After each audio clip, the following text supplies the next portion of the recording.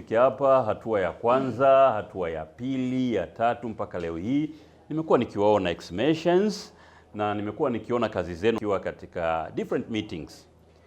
Nadhani sijawahi kuwazungumzia specifically kwa sababu kuna wakati mwingi huwa mimi ni mchoyo wa kuzungumza na ninakuwa na sababu ukizungumza katika mazingira yetu ya Kiafrika unasema hivi, mgema akisifiwa.